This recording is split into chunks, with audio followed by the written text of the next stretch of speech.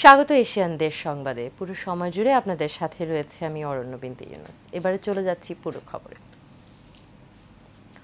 স্বজনদের সাথে ঈদের আনন্দ ভাগাভাগি করতে ছুটছেন মানুষ। তাই ঈদযাত্রার অন্যতম রুট সাভারে যাত্রী নিরাপত্তা নিশ্চিত করতে উপজেলা প্রশাসন মোবাইল কোর্ট পরিচালনা করেছে। এই অভিযান পরিচালনা করেন সাভার রাজস্ব সার্কেলের এক্সিকিউটিভ ম্যাজিস্ট্রেট জহিরুল আলম। এ সময় টিকেটের মূল্য তালিকা প্রদর্শন না করা এবং অতিরিক্ত ভাড়া আদায় করায় 3টি কাউন্টারকে ৬,০০০ টাকা জরিমানা করা হয়। হাইওয়ে থানার পুলিশ সহ বিআরটিএ এর পরিদর্শক আমিনুল ইসলাম এ সময় উপস্থিত ছিলেন।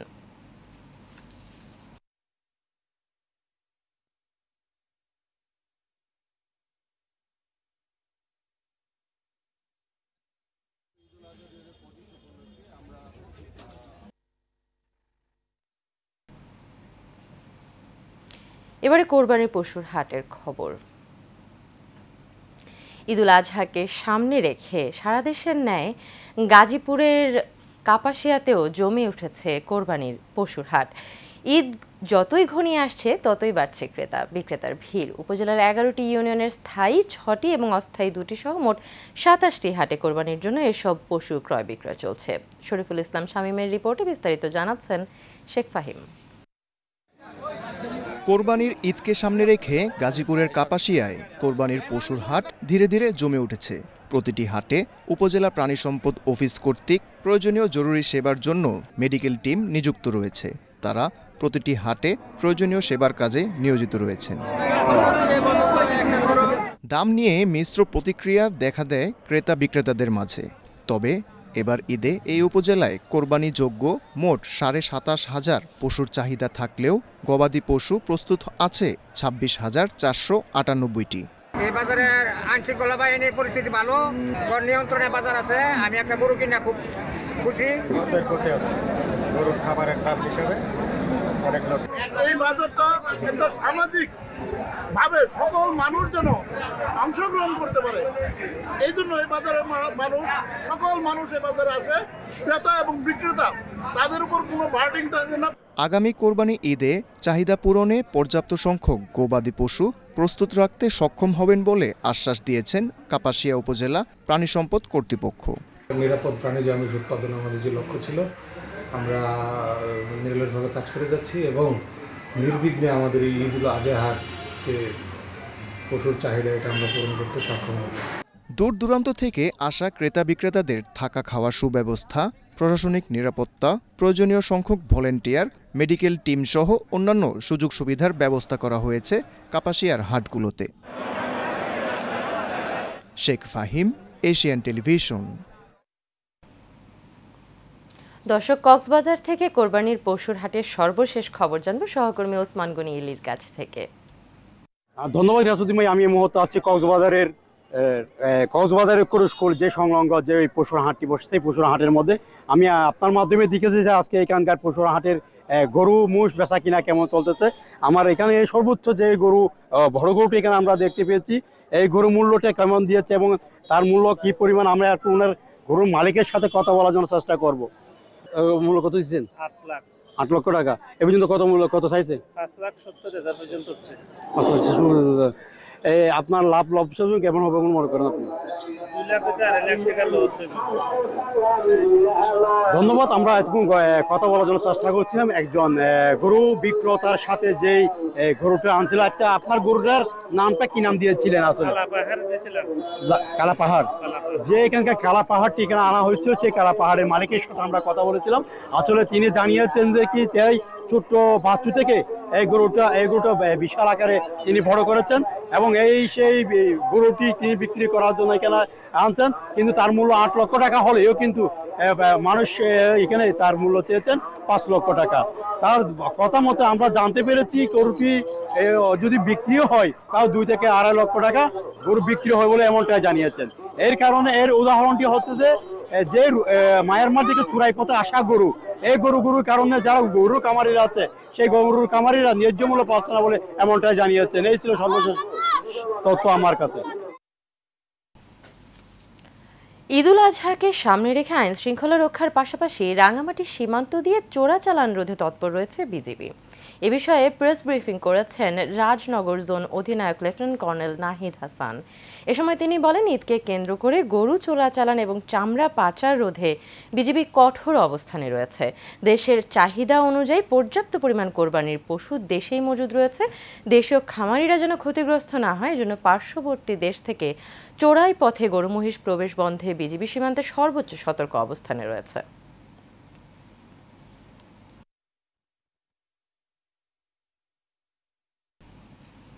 ঈদুল আজহাকে সামনে রেখে সীমান্ত নিরাপত্তা এবং দেশের সার্বভৌমত্ব রক্ষায় বিশেষ নিরাপত্তা পরিকল্পনা বাস্তবায়ন করেছে বর্ডার গার্ড বাংলাদেশ। দুপুরে 12:30টায় কুষ্টিয়ার দৌলতপুর উপজেলার প্রাকপুর বিজিবি ক্যাম্পের 47 বিজিবি ব্যাটালিয়নের অধিনায়ক লেফটেন্যান্ট কর্নেল মাহবুব মোর্শেদ রহমান এক প্রেস ব্রিফিংয়ে জানান, সীমান্তবর্তী এলাকায় গরু চোরাচালান, চামড়া পাচার, অবৈধ অনুপ্রবেশ এবং অন্যান্য সীমান্ত অপরাধ দমনে বিজিবি সর্বোচ্চ সতর্ক অবস্থানে রয়েছে। লেফটেন্যান্ট কর্নেল মাহবুব মোর্শেদ রহমান বলেন, সীমান্তে কোনোভাবেই অবৈধ অনুপ্রবেশ মেনে নেওয়া হবে না।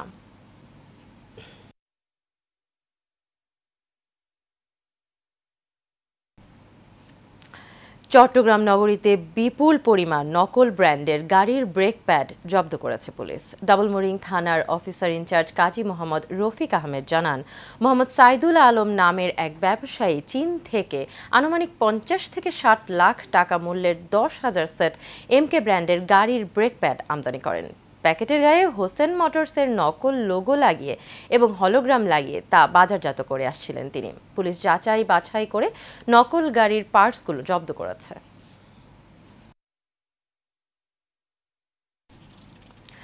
পাবনার চাটমোহর উপজেলার মথুরাপুর ইউনিয়নের উথুলি এলাকায় একটি লিচু বাগান থেকে জাহানারা খাতুন নামে এক নারীর ঝুলন্ত মরদেহ উদ্ধার করেছে থানা পুলিশ।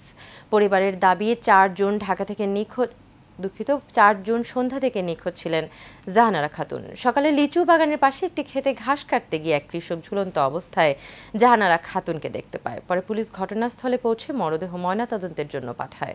পরিবারের দাবি, এটি আত্মহত্যা নয়, হত্যাকাণ্ড।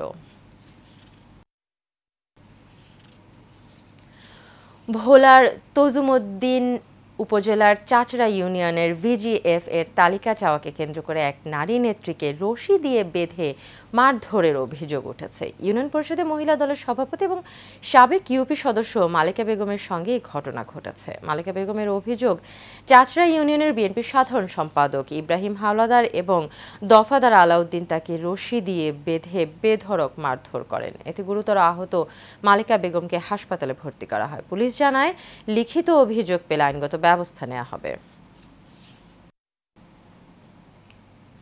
চট্টগ্রামের নতুন ফিশারি ঘাট এলাকায় ফিশ ল্যান্ডিং সেন্টার পরিদর্শন করেছেন চট্টগ্রাম সিটি কর্পোরেশনের কর্মকর্তারা। সকালে চট্টগ্রাম সিটি কর্পোরেশনের রাজস্ব কর্মকর্তারা ফিশ ল্যান্ডিং সেন্টার পরিচালনার সাথে জড়িত জাতীয় মৎস্যজীবী সমবায় সমিতির নেতৃবৃন্দকে সাথে নিয়ে মাছ বাজার পরিদর্শন করেন। দেশের সবচেয়ে আধুনিক এই ফিশ ল্যান্ডিং সেন্টার থেকে মাছের দেশীয় চাহিদা মিটিয়ে রপ্তানি করা হয় বিদেশেও।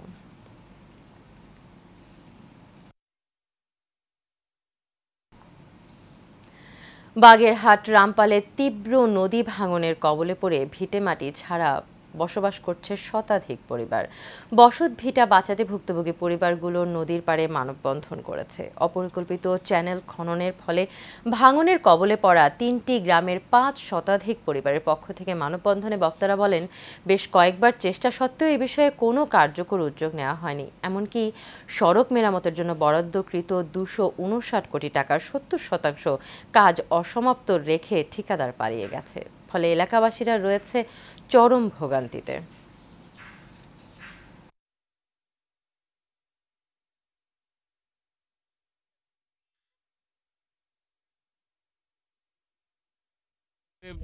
ডোবে এবং ভাটাতে ভাসে। আমাদের এই গ্রামের প্রায় 100 শতাধিক ঘরবাড়ি ভেঙে চলে গেছে নদীতে। এই নদীটা যেভাবে খনন করা হয়েছে নাব্যতা বৃদ্ধির নামে, এটা অপরিকল্পিত এবং এটার কোনো যৌক্তিকতা নাই যেভাবে এটাকে খনন করা হয়েছে। ওই সময় ডিপিপির ভিত্তিতে এবং প্রকৃত নকশা অনুযায়ী যদি এই চ্যানেল খনন করা হতো, তাহলে আজকেরা এই রামপালের বিভিন্ন এলাকায় আজকেরা যে তীব্র ভাঙ্গনের সৃষ্টি হয়েছে, এটি আর হতো না। ব্রাহ্মণবাড়িয়ার বাঞ্ছারামপুর উপজেলার রাধানগর ও কালিকাপুর গ্রামের প্রবাসী কল্যাণ ফাউন্ডেশনের উদ্যোগে 240টি অসহায় পরিবারের মাঝে ঈদ উপহার বিতরণ করা হয়েছে। এতে উপস্থিত ছিলেন মোহাম্মদ মোবারক হোসেন মেম্বার, মোহাম্মদ আব্দুল আওয়াল, মোহাম্মদ সাইফুল ইসলাম, ডক্টর সালাউদ্দিন মুকুল, মোহাম্মদ সোহেল রানা সহ এলাকার গণ্যমান্য ব্যক্তিবর্গ।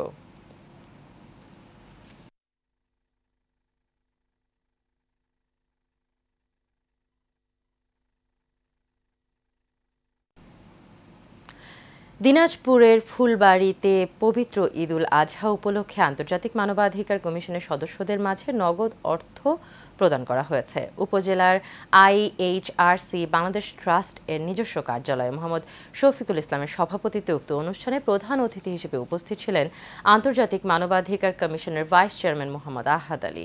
এছাড়াও ছিলেন দিনাজপুর জেলা IHRC এর উপদেষ্টা মোহাম্মদ শাহাদাত হোসেন শাহাজুল, উপদেষ্টা মুর্তজা হক অস্টিন সহ অন্যান্যরা।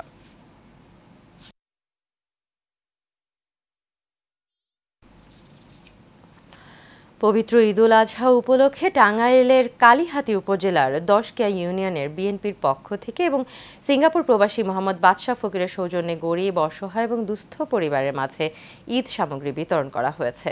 দুপুরে 10কিয়া ধলার ট্যাঙ্গর এবং টুনি মগরা ঈদগাহ মাঠ প্রাঙ্গণে এ সামগ্রী বিতরণ করা হয়। এতে প্রধান অতিথি ছিলেন বিএনপির কেন্দ্রীয় নির্বাহী কমিটির সহ সাংগঠনিক সম্পাদক বেনজির আহমেদ টিটো। 10কিয়া ইউনিয়ন বিএনপির সভাপতি মোহাম্মদ নুরুল ইসলামের সভাপতিত্বে এ সময় আরও উপস্থিত ছিলেন উপজেলা বিএনপির সিনিয়র সহ সভাপতি মজনু মিয়া, উপজেলা যুবদলের আহ্বায়ক মোহাম্মদ আনোয়ার হোসেন মোল্লা, সদস্য সচিব হাসমত আলী রেজা সহ অন্যান্যরা।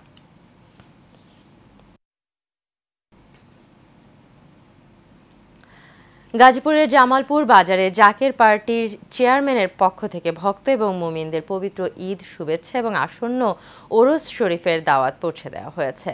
জাকের পার্টির চেয়ারম্যান পীরজাদা মোস্তফা আমির ফয়সাল দেশবাসী তথা সকল আশেকান ও ভক্তদের পবিত্র ঈদে লাল গোলাপের শুভেচ্ছা জানান। এ সময় উপজেলার ভক্তরা উপস্থিত ছিলেন। মোস্তফা আমির ফয়সাল বলেন, অর্থনৈতিক বিদ সিনিয়র ভাইস চেয়ারম্যান সায়েম আমির ফয়সাল আসন্ন বিশ্ব জাকের মঞ্জিল ওরস শরীফে সকলকে শরীক হতে আহ্বান জানিয়েছেন। গাজীপুর কালীগঞ্জ উপজেলার এবং পৌর বিএনপির আহ্বায়ক কমিটি গঠন উপলক্ষে আলোচনা সভা অনুষ্ঠিত হয়েছে। ব্যারিস্টার ইশরাক আহমেদ সিদ্দিকীর সঞ্চালনায় অনুষ্ঠানে প্রধান অতিথি ছিলেন সাবেক এমপি ফজলুল হক মিলন। এছাড়াও বেনজির আহমেদ টিটু, নজরুল ইসলাম আজাদ সহ আরও অনেকে উপস্থিত ছিলেন।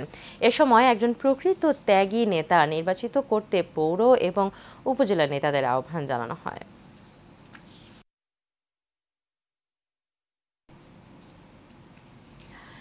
সাভারের আশুলিয়ায় শহীদ রাষ্ট্রপতি জিয়াউর রহমানের 44তম শাহাদাত বার্ষিকী উপলক্ষে দোয়া এবং মিলাদ মাহফিল হয়েছে।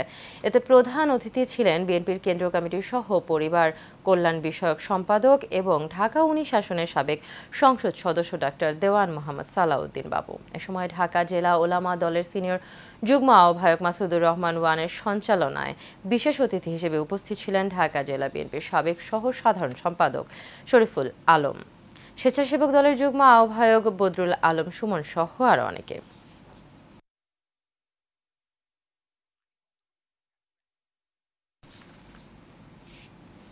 দর্শক, শেষ করব এশিয়ান দেশ সংবাদ। পরবর্তী সংবাদ দেখার আমন্ত্রণ রইল। এতক্ষণ সাথে থাকার জন্য সবাইকে ধন্যবাদ।